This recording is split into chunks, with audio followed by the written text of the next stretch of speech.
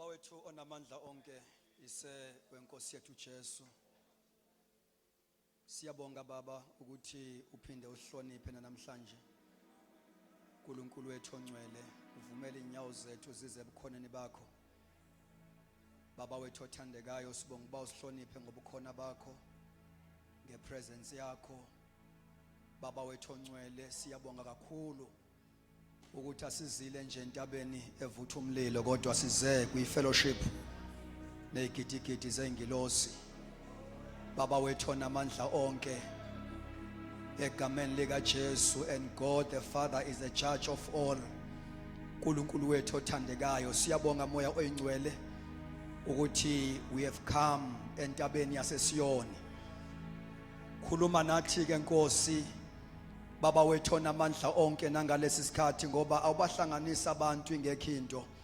Baba wethu onamandla onke, ofisa uba uyenze nokuyikhuluma phakathi kwabo. Siyabonga Baba, cebo lakho lingevinjwe.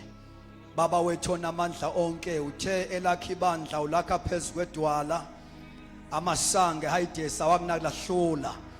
uNkulunkulu wethu othandekayo, siyabonga nakulesi sikhathi moya oyingcwele ukuthi isandla sakho siyakha, siyaqhubeka. uNkulunkulu wethu onamandla onke nokwenza umsebenzi ophelele. Namhlanje kuseni siyabonga ukuthi ukhona uNkulunkulu. Baba wethu onamandla onke, sikhule kumthandazo kaDavide, open our eyes so that we may see wonderful things in your law. Siyabonga moya oyingcwele, mana njalo Nkosi uthembekile, ulungile. Lenzele Nkosi igama lakho udumo, uphakame ngaphezu kwazo zonke intaba. Baba wethu onamandla, egameni lika Jesu, phakame Nkosi, uyihlakaza zonke izitha zakho. uNkulunkulu wethu onamandla onke, siyabonga. Siyabonga uNkulunkulu wethu omuhle, mana njalo uthembekile. In the mighty name of Jesus Christ, amen. Asibonge kakhulu bathandekayo, sibingelele bonke abefundisi abakhona, omama befundisi, ingceku zenkosi zonke ezikhona, the organizers, ibandla lonke. Ngokukhethekile ke sibingelele ubaba wethu okhona, the local pastor uNgolanyama nomama uDembe, egameni lenkosi, amen. Siyayibonga inkosi kakhulu bathandekayo. I-physical prayer meeting yokuqala onyakeni ka-2026, and siyambonga uNkulunkulu ukuthi enze kube so possible ukuba sizohlangana kwi-sub-region yaseSolundi, and sibe la strategically so, sibe Solundi local. I was thinking, Babu Tembe, ukuthi lama local churches, Olundi, Iskau, all these local churches are sitting on big churches in the region. Ulundi, Iskau, Ongwelezane, Omsane, Omanguzi. Amen. NgokaNkulunkulu umsebenzi mawusukhule wafika lapho, lama local churches angama model, alibonga igama lenkosi, of a commission driven local church. Ukuthi a local church that is driven by commission inamapha ama signs. Ama local churches lawa ngokaNkulunkulu were supposed to be exemplary. Actually, uma ngikhuluma nge-language and the practical example in the Bible, these are Antioch churches where we see training and sending yenzakala practically. La sifuna sibone khona ukuthi ibandla eli commission driven likhonza kanjani, li operate kanjani. Nikhona abathandekayo? So that is why it is our prayer always ukuthi actually nje all the regions in all provinces kufanele ukuthi abe khona amabandla at least amabili noma amathathu ayizibonelo zebandla likamoya ukuthi makukhunywa ngebandla likamoya ibandla elibambe ipattern yeNew Testament libukeka kanjani kuyezwakala abathandekayo iGreat Commission iphethe izinto eziwu3 iphethe sengizodivert ke iphethe le ndawo ethi go ye therefore and make disciples of all nations basically baptizing them in the name of the Father, the Son, and of the Holy Spirit, basically teaching them to observe all things that I've commanded you. The Great Commission has got 3 pillars. Ifike iphethe indaba ye preaching of the gospel. Amen. Which is the soul winning. Kwesibili iphethe indaba ye equipping or discipleship. Training, teaching. Amen. And then okwesithathu bese iphethe ke indaba ye deployment of people into services, into ministries. Ngoba once abantu basindiswa, 2, those people must be equipped, and equipping eyenzeka properly ezozala abantu abafit for service, abafit ukuthi they can be deployed for ministry. Nikhona abathandekayo. So ke lama local churches ke actually iwona ngokaNkulunkulu okufanele sibukele kuwo lokho. Nikhona abathandekayo. Isikhathi esiningi we are good ekwenzeni i-soul winning, but sibe poor kwi-equipping. As a result, sifaka abantu abangekho ready for service kuma positions of ministries. Okay. Ngicela ke sifunde lapha ya sizongena kwi-subject yosuku. Ngiyadlula nje la. Ngoba I believe bathandeka ukuthi le kufanele ukuthi kube yi-passion yethu sonke, especially spiritual leaders in the local churches. Ibandla lika Jesu aliyona i-denomination. Ibandla lika Jesu aliyona i-institution.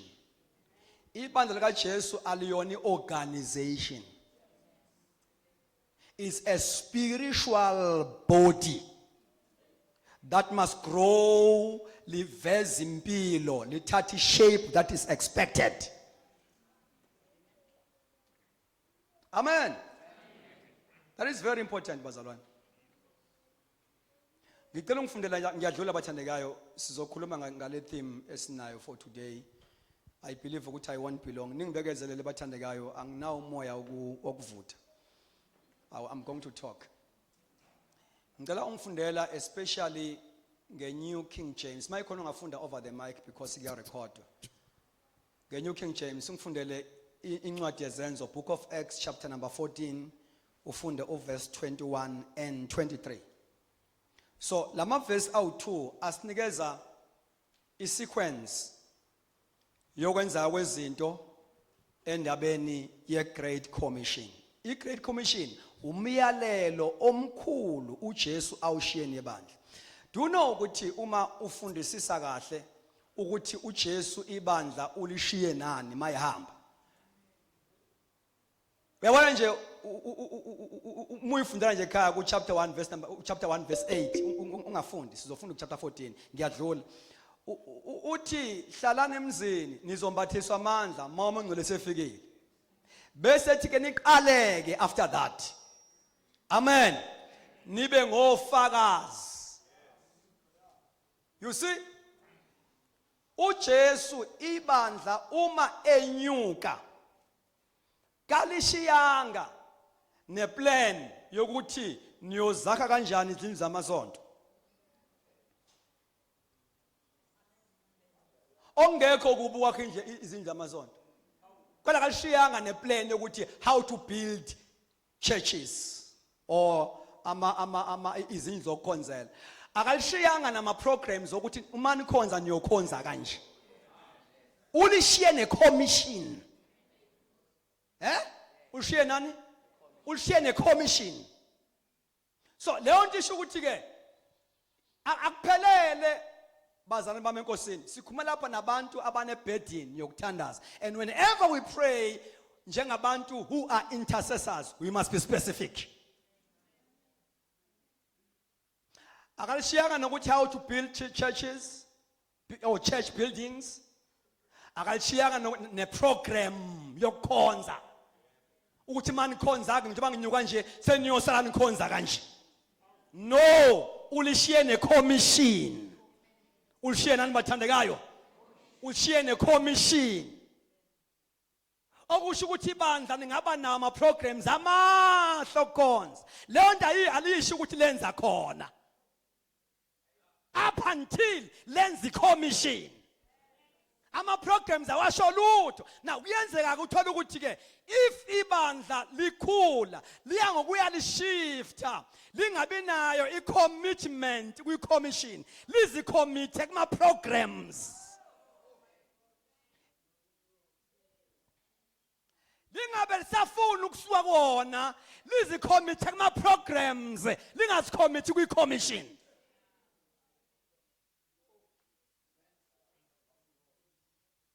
Ingakho kwaba sefesi ukuthi niqale kahle nalilahla kodwa uthando lwenu laqala.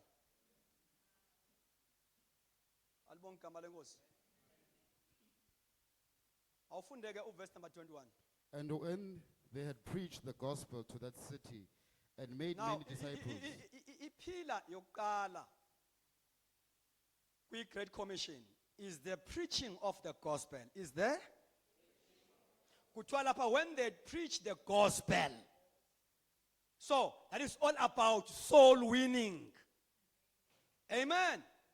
When they preach the gospel. Number 2. And when they preached the gospel to the city and made many disciples. Number 2.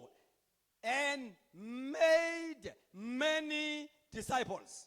So, uma kuswa preaching of the gospel, people must be discipled. Lendaba ye discipleship prepare kwabantu for service ngoba umuntu mayisindiswa you are saved to serve. Usindiselwe ukuseva icebo likaThixo. Now you must be prepared for that. So when they preached the gospel, they made many disciples. So from the preaching of the gospel, discipleship making or equipping of the saints is where we are lazy. Abantu siyabaphuthuma sibafake uverse 23. Singazange siwenze uverse 21b. We can be good in preaching but be lazy in equipping. Sipusha abantu sibafake verse 23.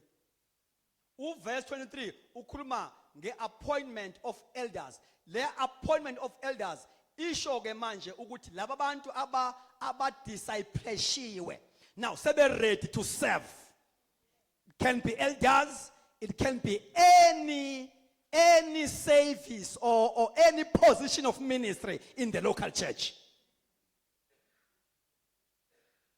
Awufundi verse 23. So when they had appointed elders in every church. Now, you see, these are very important pillars, bathandekayo bami enkosini. I wish ukuthi ibandla lingangizwa. Nikhona abazalwane?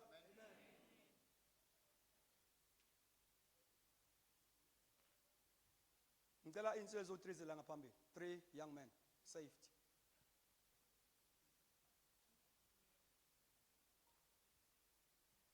Okay, omanyamela. All right. I'm going to say preaching of the gospel is the pillar number 1. Futhi uyibambe le nto ukuthi preaching of the gospel. abantu kufanele basindiswe ngoba beza umlayezo wevangeli. So abapostoli, they were preaching the gospel. So kuyenzeka ukuthi i-message or i-gospel message ihambe ilahleke, abantu basindiswe out of motivation, bangambulekelwa umuntu uKristu Jesu. Ngoba i-preaching of the gospel reveals a man, reveals a person, Christ Jesus. His death, his burial, his resurrection. So abantu kumele basindiswe ngoba bezwe a gospel message embuliwe umuntu uKristu Jesu. So ihambi lahleke leyo nto. That is why uPaul kwabaseKorinte chapter 15 uyabakhumbuza uthi ngifuna ukunikhumbuza ivangeli enganishumayeza lona. I am reminding you of the baningi abantu namhlanje sinabo emabandleni abanye bajoyinile abanye bahamba nathi ngezizathu zabo abasange bayizwe gospel message. Uzwa noma bethi bayafakaza ukuthi lo muntu akazange ahlatshwe. Into yokuqala, as we pray for the revival, as we pray for the manifestation of the revival, is a restoration of gospel message. Ambulwe umuntu uKristu uJesu. When they had preached the gospel. Now, abantu ke bajoyina these days, abanye ba-attractwa inhleleko yesonto lethu. Ngoba ibandla once laba well organized at the expense of the commission, iyakwazi ukuzala i-organization. Izala abantu bayo. Aba-attractwa inhleleko bengasange bahlatshwe yizo.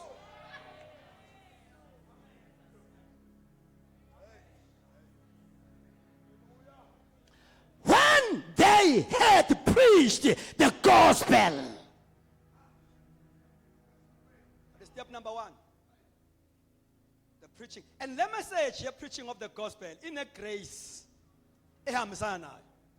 Uthema eshumayela uPeter waCornelius. Yabonakala igrace ya manifesta. Kasi angayiqedi sermon yakhe. Nikhona mathane kayo. The Bible, while he was preaching, umoya ngcwele wehla in the middle of a sermon. Kasi angayiqedi intshumayelo. Wathi esashumayela endlini kuyifamily kaCornelius ehla amandla. He was preaching about Christ Jesus. He was preaching about Christ Jesus. Ningakhubeki uma sithinta indaba yama systems, indaba yeorgan. Ningakhubeki, ninganikhuphi leyo nto. Izweni ngamoya.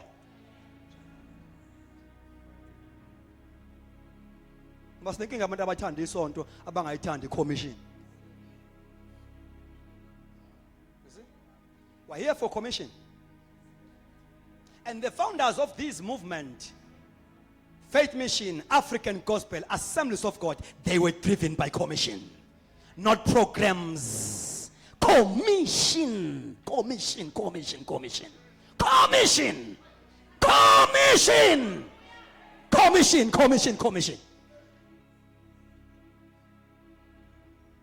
Oh, Nkosi yami. uNkulunkulu gave the founder of Assemblies of God back to God the scope ukuthi le revival fanele mangabe yenzeke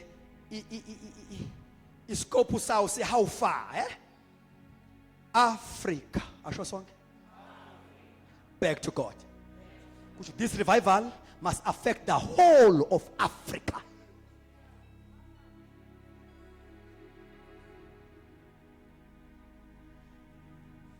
Ubeka ngami ngaba lo ya Africa siyawubuyisela ngoba sesawususa. Back to God only. There's no Africa back to God. Because it speaks of the scope. Africa. They were driven by commission. when they preach the gospel, alibonga igama lenkosi, uma ama intercessors kuma local churches ethandaza, kumele ukuthi ama intercessors abe ne strong burden for souls.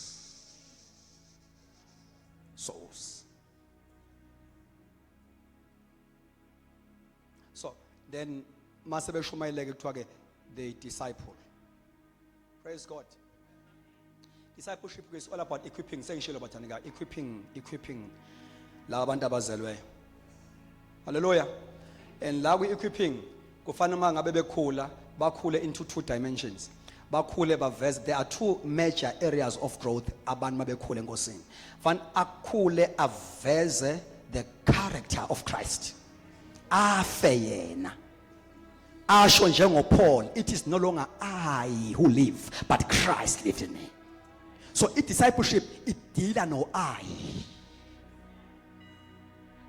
Ungazi yongena ekhundleni zesonto uno I.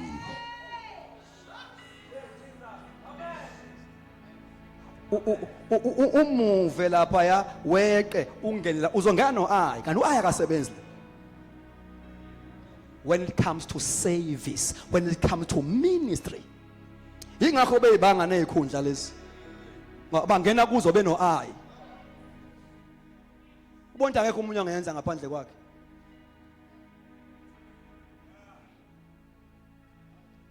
So when they disciple, it discipleship uthi ke uJesu ke othanda ukungilandela ukhuluma about i-condition ye-discipleship. For the first condition, if you want to follow me, if you want to be my disciple, uthi deny yourself. Deny yourself. So uma be equip abantu be discipleship, enye yezinto yokuqala uNkulunkulu adenayo is to deal with self, so that kuzovela uChrist. So that is an area of growth. Number one is a development of character of Christ. Number two, you must grow with ministry, with assignment, with gift. uNkulunkulu akunikeza yona. Bese kuthiwa they appointed elders. Amen. Asikhulume ngama elder lapha, sikhuluma ngendaba ukuthi uma sek appoint kusho ukuthi now deploy manje kwabantu. Nikhona abathanda kawo bengena. So ukuthi they graduate from being converts. Behlatshwe yizwi basindiswa, baba ngama disciples. Mabe suka la equipping izobenza babe ngama servant. Babe ngama Christian workers. Ngoba wonke umuntu osindisiwe supposed to be a Christian worker, supposed to be a servant in the house of God. Now, ihamba lapha ke lento bazalwane bami enkosini. Uma lento ingenzeki, intercessors, ingenzeki emabandleni, we need to cry. We need to cry.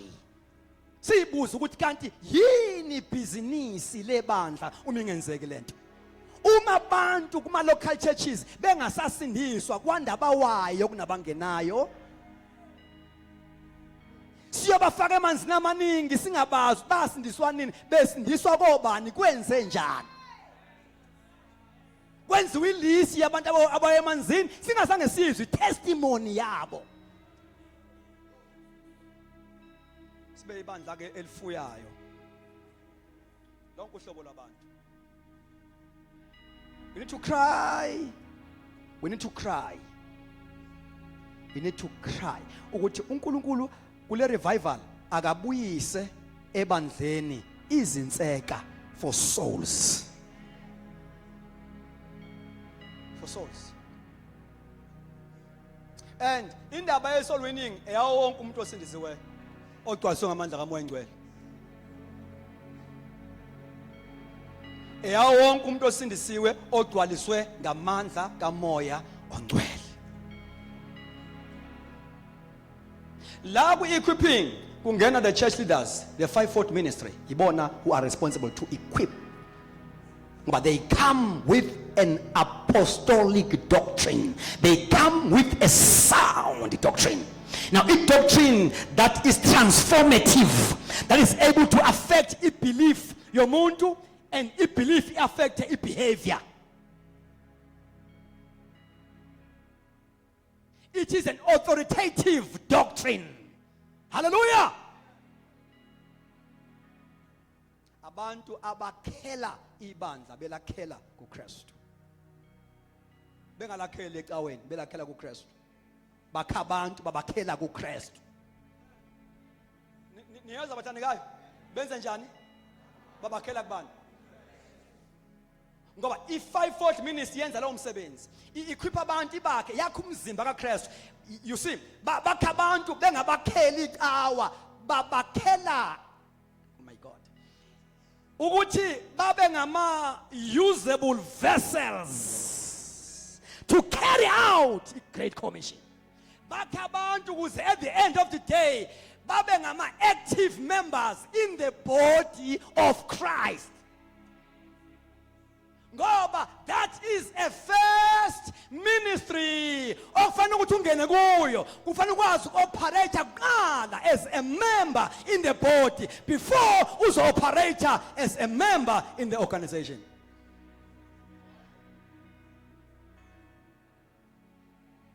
Uma umuntu esindiswa ubhabhadiso lokuqala, umoya oyingcwele uyamthatha lowo muntu ambhabhadisele emzimbeni kaKristu.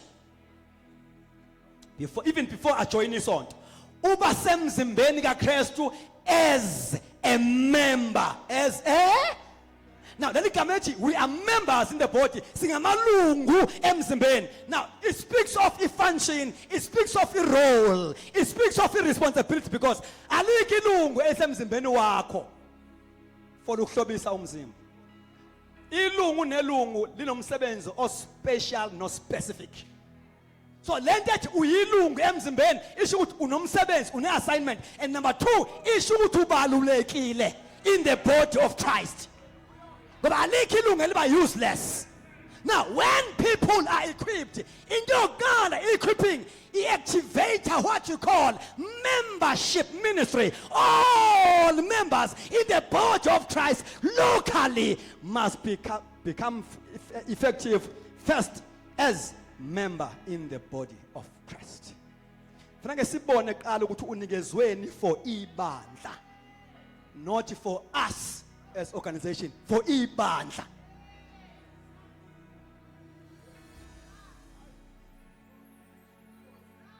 Lento izokwenza ukuthi noma ngabe kuthiwa utholakala uthola ithuba lokuministerisha anywhere, unenkonzo in the body of Christ, not a OG in the body of Christ. Une gift in a ministry that serves the body. That is why these 5-fold ministries azibakha abantu ukuthi ba-operate with scope se organization. When I speak about organization, don't think about inkonzo zama-group. Ungacabanga leyo nto, because abanye they miss it because they think of that. Faith Mission is organization. African Gospel is organization. It's not the church. So we are kubeka abantu ngikhuluma ngegroup yakho. I'm not speaking about that. For the fact that, see, Assemblies of God, it speaks of we are an organized church. It speaks of organization. As the Assemblies of God, as the organization, as it. As izindlela zokupromota i-Great Commission. So don't quarter. Uzoluzwa i-message. Akayifuni organization. No. Listen to me carefully. Listen to me carefully. Fanele ukwazi ukuba u-experience i-grace in bathandekayo. Umusa wokuba isikhonzi emzimbeni. Kunomusa wokuba isikhonzi ngoba iBhayibheli sinikeze the measure of grace. Ilona lo unikeziwe umusa ngokwesilinganiso sikaKristu. uveza umusa, kunomusa ophe kwakho. Kune grace ephe kwakho. So, uma abantu ke be-equipwa, equipping of the saints, evela ku-Ephesians 4:12, kuthiwa God, Christ gave some, not all.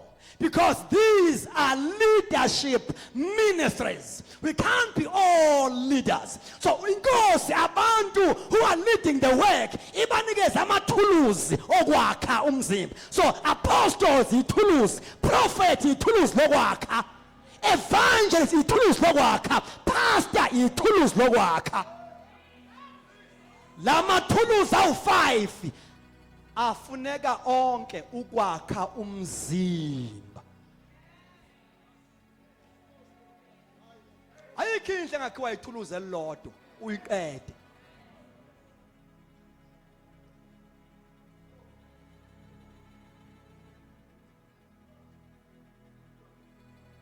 Sanibonani.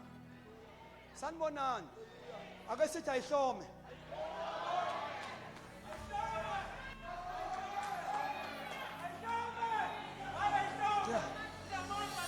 Iqale ihlome emthandazweni.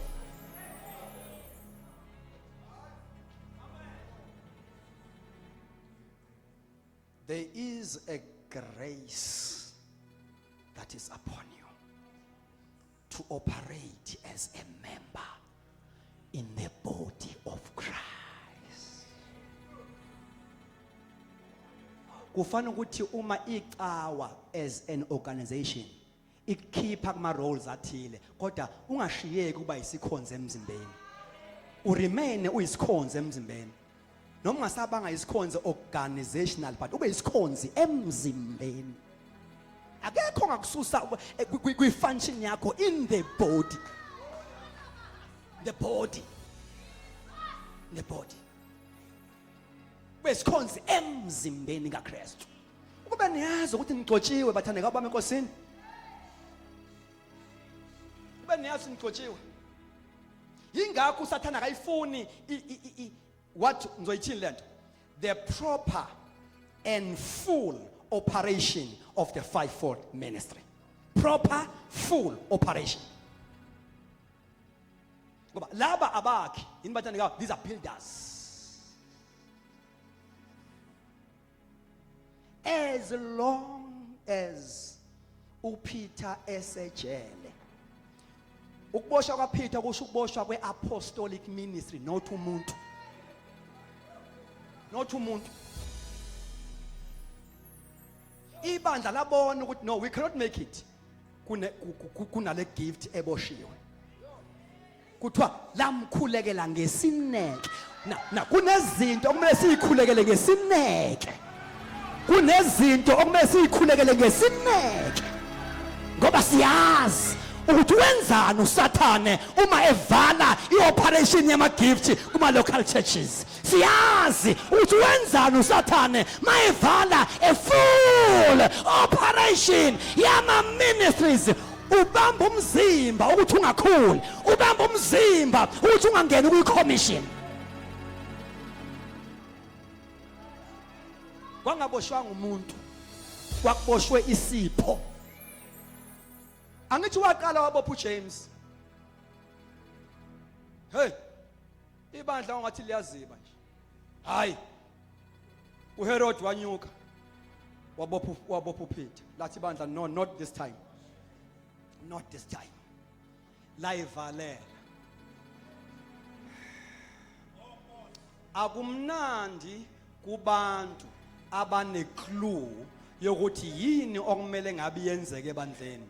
Akumnandi noma ibandla lingaqhubeka ngokwama programs alo amahle, kodwa uma ingenzeki into okumele yenzeke, kukhona abantu okungemnandi ukukhonza kubo. And abangapheli abantu abanjalo. Okuzothi abanye bebona yonke into ihamba kahle, bekhona abantu umoya ongcwele afake kubo imizwa yabo, akhala ngabo. Njengoba sinomprofeti obizwa ngoJeremiah, ubizwa nge-weeping prophet. Now, ukuwipha kaJeremiah was not his whipping, it was the whipping of God. Ngenxa yesizwe esishiye uNkulunkulu. And inkosi yathola umuntu ezokwazi ukukhala ngaye. Hallelujah! Abangaphela abantu inkosi ekhala ngabo. Uma izinto zingenzeki kahle ebandleni. Weeping intercessors. Weeping prophetic intercessors. Weeping travailing intercessors. Abakhani ngoba ukukhala kusuka kubo. Ama groanings afaka umoya engcwele kubona. Noma akayithola teaching ephelele about ioperation yebandla. Kodwa uma uNkulunkulu ekubeke umthwalo okukhuleka kuwona, abakhona nje ama groanings. That pain.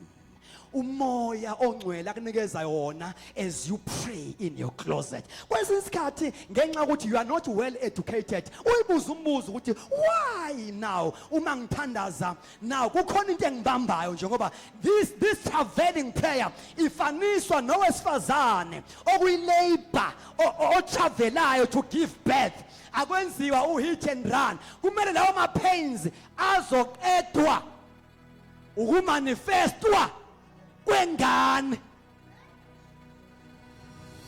Kunama groanings ozongena buwangapheli azoqedwa ukumanifestwa kwecebo likaThixo. Travailing prayer is a prayer okungewena othi amen. Uthi amen emva ka amen kaMoya Engcwele. Uma makathi amen ingane ngathi uyaphusha. Now emntwana eminingi esenza general ithina sithi amen sivale. When we travail akusithini I travailing likhona groaning must come to an end because something has manifested. Ibandla ke lelo elinama traveling intercessors, ibandla lelo eli-experience new dimensions from time to time. uNkulunkulu ugila imhlolo la, not ibandla okusuka from January to December akhomhlolo.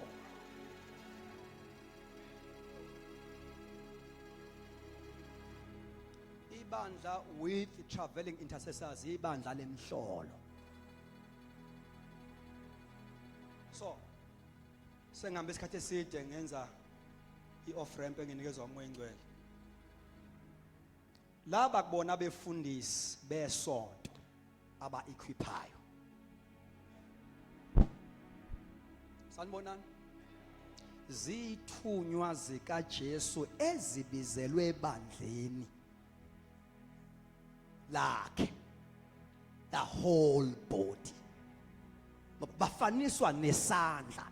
I-fivefold ministry is a mighty hand of God. Umzimba wakho unama members are stationed anganyakazi.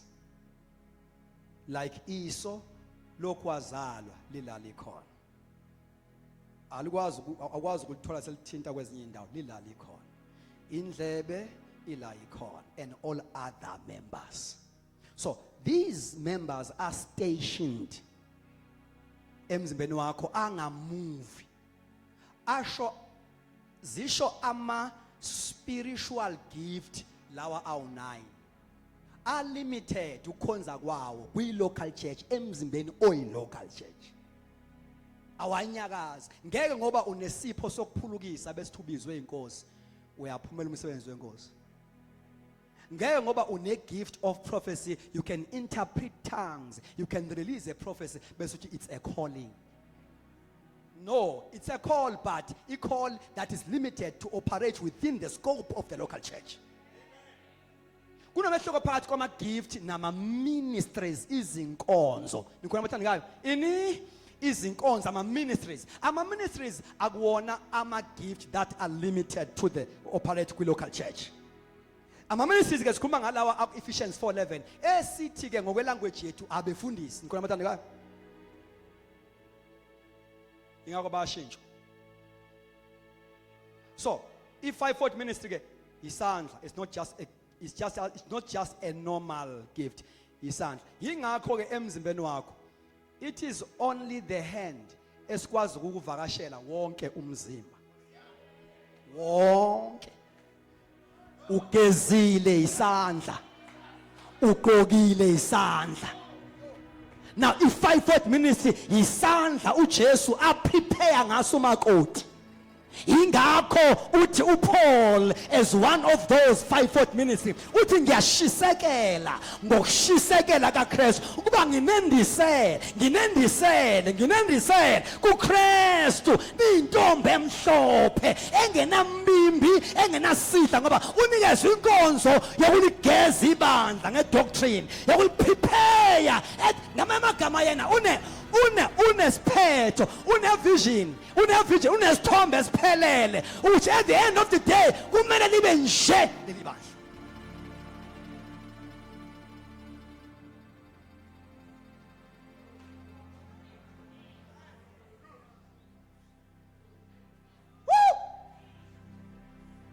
Abantu abathi mabekhonza ibandla benesithombe salo ukuthi at the end of the day kumele lithathe le shape, kumele lingabi nambimbi, kumele lingabi nasisihla.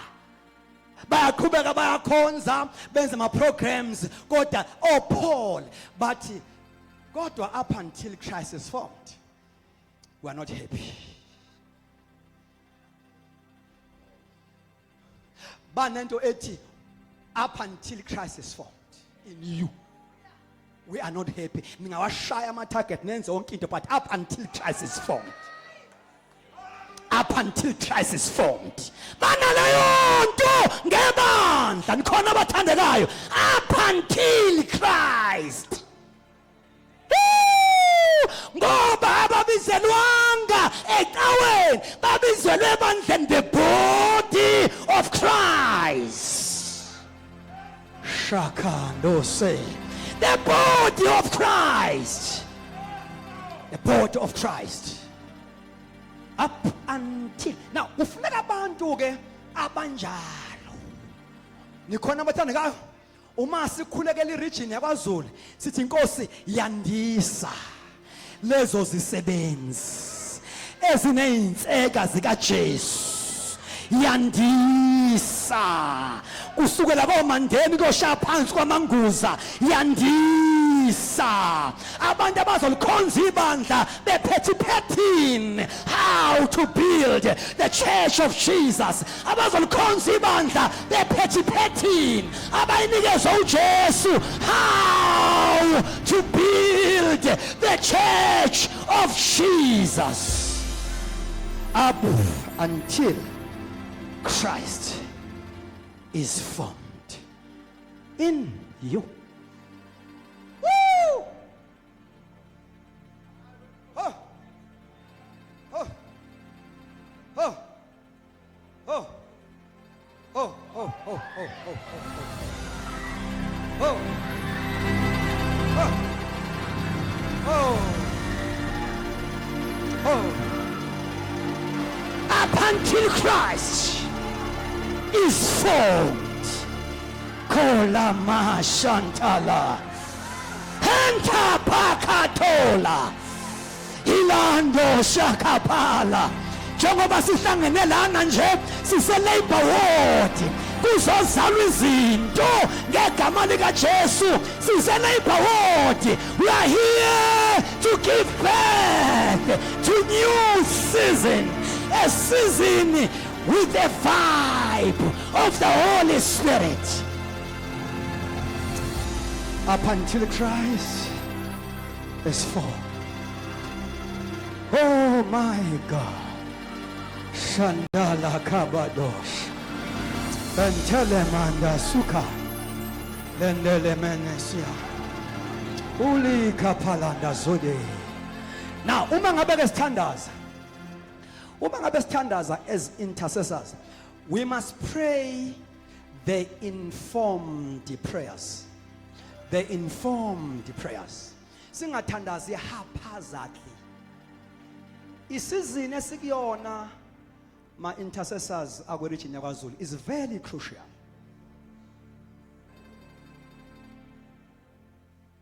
Mando Sadabaya Endele Makusha is very crucial. Do you know ukuthi basilapha nje asizile nje kuphela ukuzokhonza sithandaza nje, but the gathering iphinde ihlakaze nikhona mathandekayo I stronghold se region.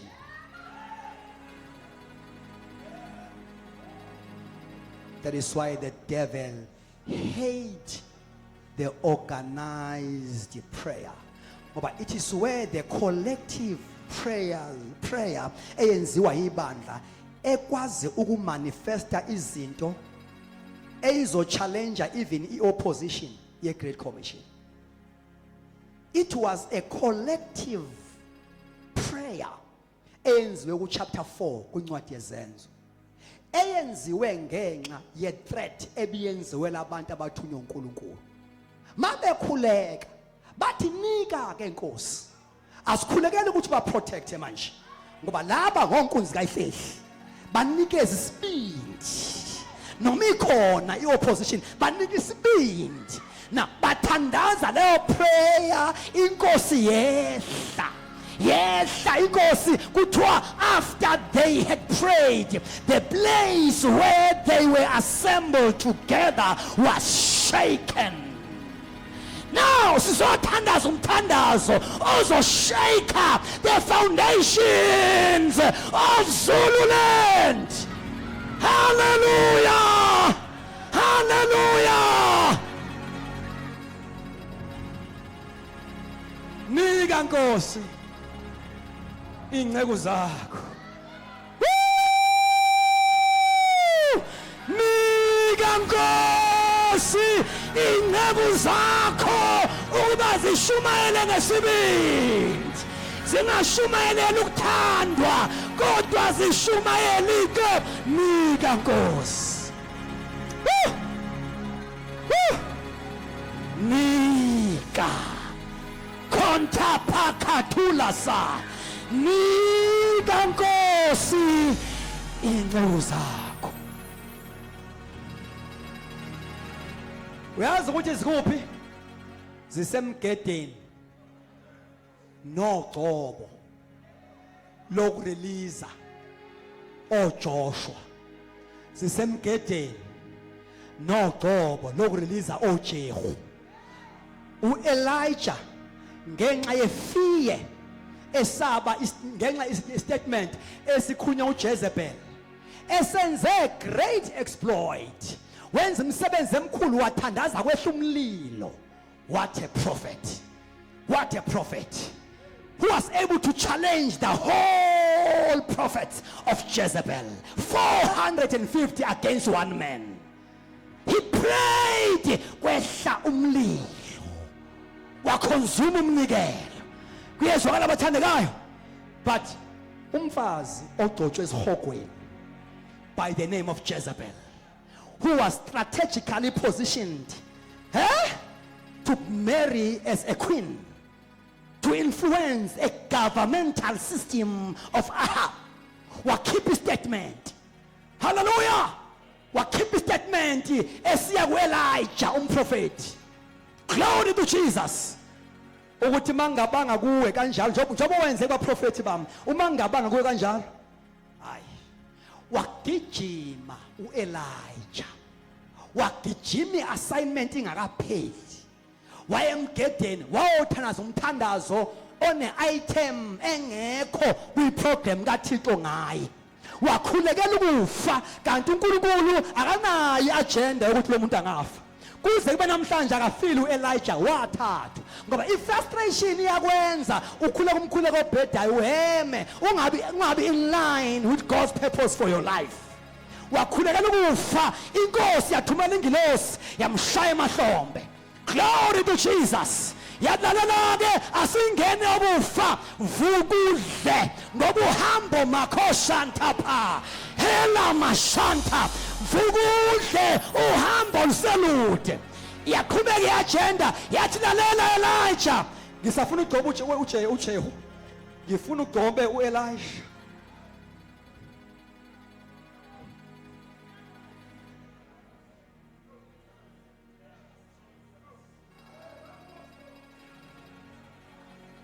ulady ke uSathane ngoba lama prayers azokhipha oElijah emgedeni abantu abazoshumayela bahlanze inhliziyo kaThixo ibandla lisuke kwi-wheelchair ye-religion ibandla lisuke ngoba for now ibandla lingumzimba womuntu oparalyzed lihlezi kwi-wheelchair now umzimba ohlala kwi-wheelchair uphile emseni wabanye abantu umphusha la akakwazi ukuya kwendawo up until now ibandla ke liyasuka ngoba i-wheelchair uSathane ahlalise kuyo umzimba oyibandla i-wheelchair ye-religion i-wheelchair ye-stagnation i-wheelchair ye-tradition. So these ministries must operate as in traditionalize, as in regionalize ibandla, ziyale activator, likwazi ukumanifesta impilo. Ake sithi come Holy Spirit. Come. Come. Come, Holy Spirit. Woo. Come.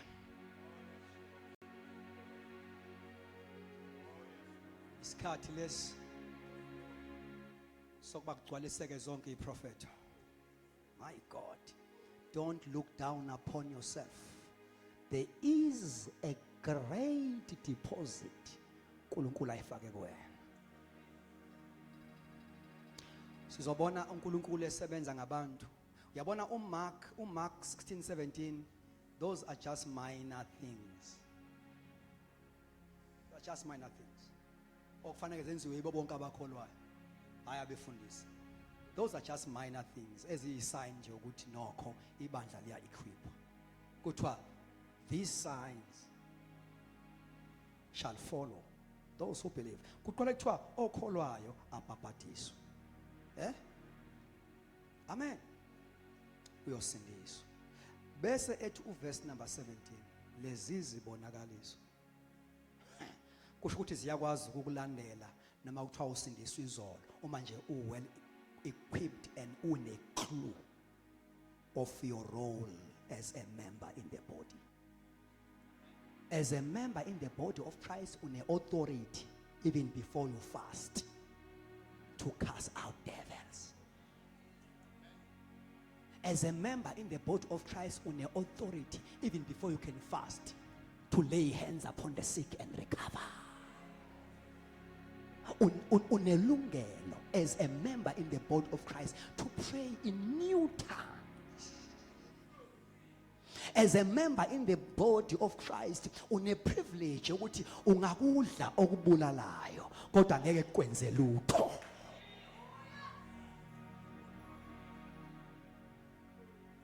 Those are just minor things. Ezingamenzi uSathane ashake. Ngoba ngihlala phansi. Ngoba uma ibandla likhula kwi-rank that is expected. Kufanele ukuthi lingagcini ngokuphilisa abagulayo ngoba nePanado ingaliqeda ikhanda.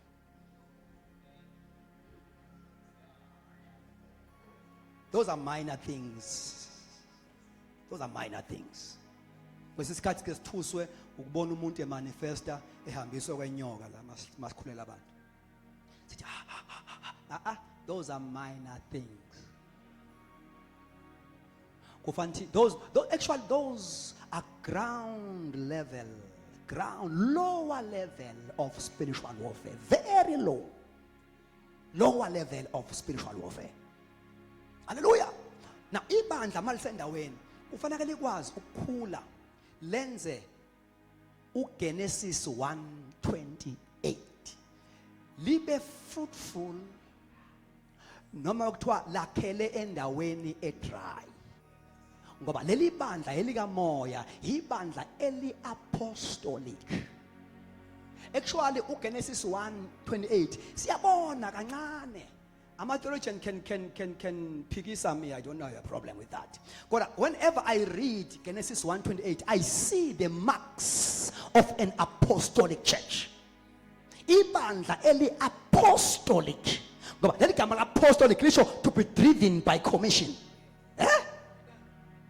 Ukuba sibe ibandla that is able to break new grounds. Sikwazi ukumisa umsebenzi endaweni lapho khona amabandla omthetho ehluleka khona. Kodwa makufika ibandla elapostolic likwazi ukumisa umsebenzi. Ngoba lihamba ne blessing ethi be fruitful. You see, God is commanding, be fruitful and multiply. So leli bandla liyakwazi ukuba fruitful, liyakwazi ukumultiply endaweni acquired. Ngoba i-anointing elophaletha ngayo is apostolic. Now, nansi indawo ke enye ithi have dominion. Asho sonke. Amagama take over the territory.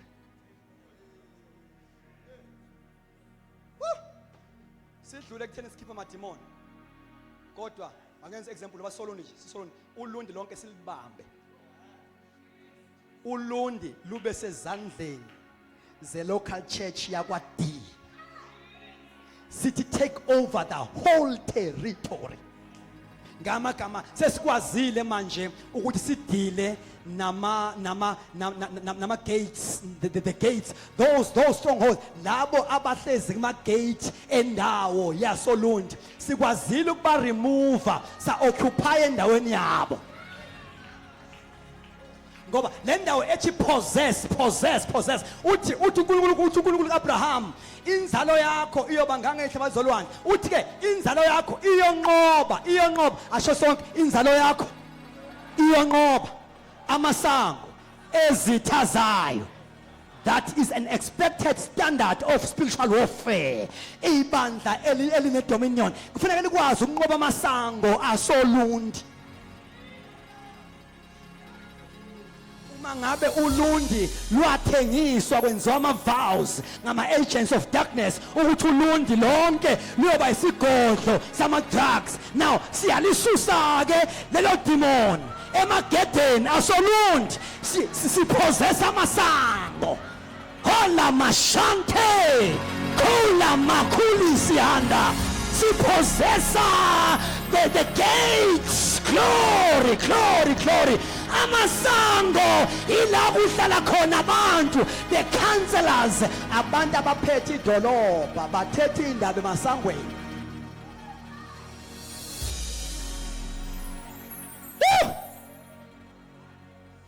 Ngisala lapha isikhathi samaseko. Now angifuni ukuthi angazi ukuthi siyofika nini lapho. Ngifuna ukuthi sesifikile sekumele kwenzeke literal. Ngifuna ukukhipha istatement esirong. We are going to possess the gates of our enemies. Yes. Lo ngegama lika Jesu ovela ngapha uhamba neanointing ngiyawuzwa. Lo ngegama lika Jesu. There's an anointing there.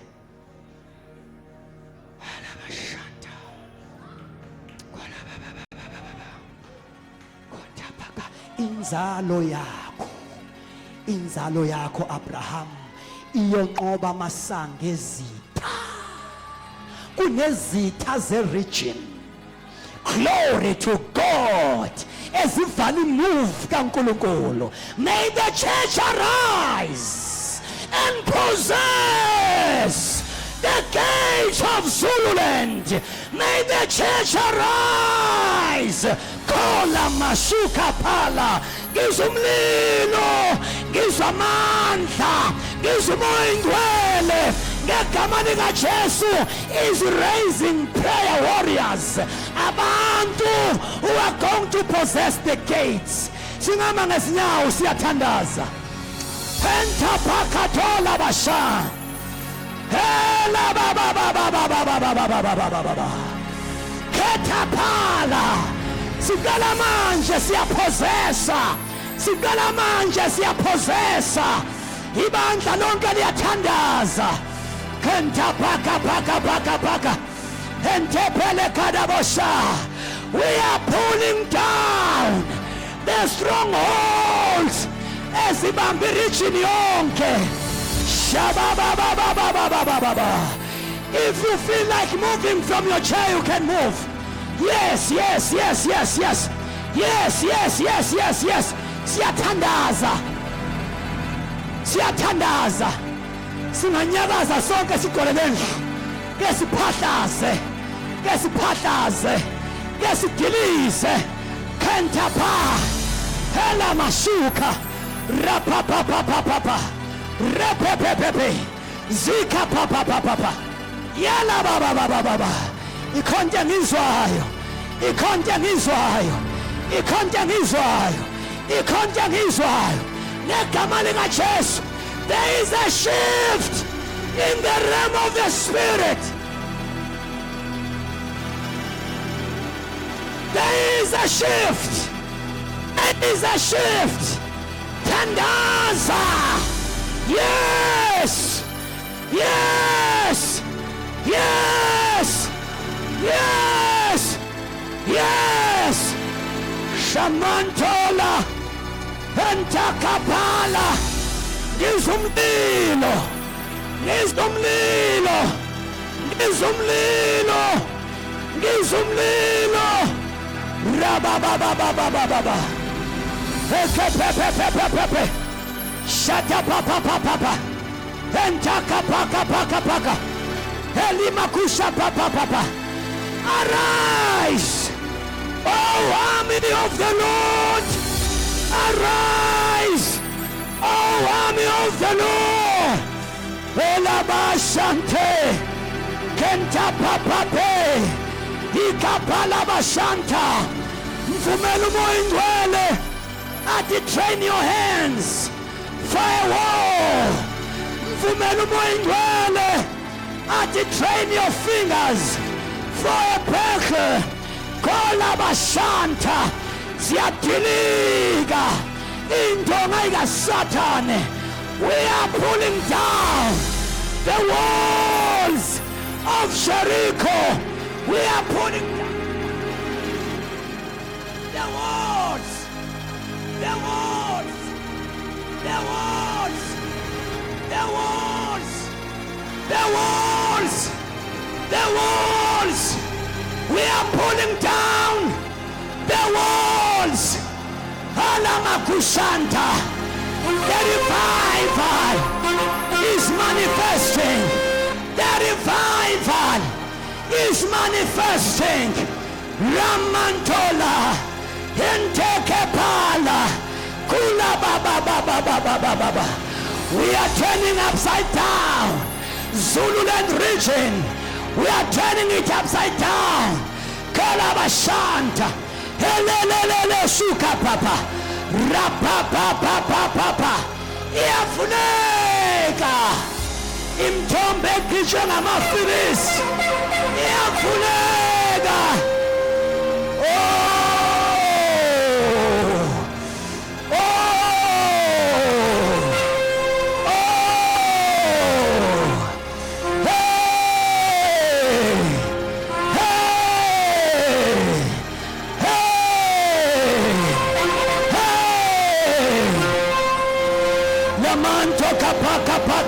Paka rapa papa papa papa enteke pepepe rakata paka toka siatiliza siatiliza siatiliza pagamani masango nani minyango ya pagate pagamani inkosi yenkazimulo ingene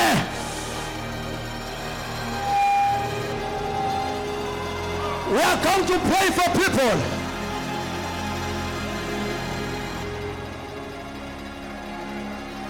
Train me. Siyathandaza. Why nisithandaza? Laba bathi Nkosi ngiqeqeshe as an intercessor. Ngingathandazi haphazardly. Train me. Ngidinga a special anointing upon my life to travail. Yes, kwi-local church engikuyona, I need a travailing anointing. Ungagijima uze phambili zikhona iy'nceku zenkosi. Come on, to. Sizobeka izandla bafundisi. Kabababababa. Shaka baba baba baba baba. Taka kaka kaka kaka kaka. Entaka baba baba baba. La baba baba baba baba. This one the batani go just come closer. Ra baba baba baba baba kadesh. Entelelele. Ontala la la la la la la. After this, uzothandaza kudilika isihlalo sikaSatha. After this, uzothandaza in your local church, kushintsha atmosphere. Noma ungasashumayelanga, kodwa mawuthandazile. Noma ungasahlabelelanga, kodwa mawuthandazile. Ngegama lika Jesu, uNkulunkulu kadinga abantu namhlanje abafuna ukwazi ukuthi how to preach, how to sing. Ufuna abantu abakwazi ukuthi how to pray heaven down, how to pray a shaking prayers. Ake sibeke izandla, ibandla lonke liyathandaza. Bafundisi bami, come. Sibeke izandla ngegama lika Jesu.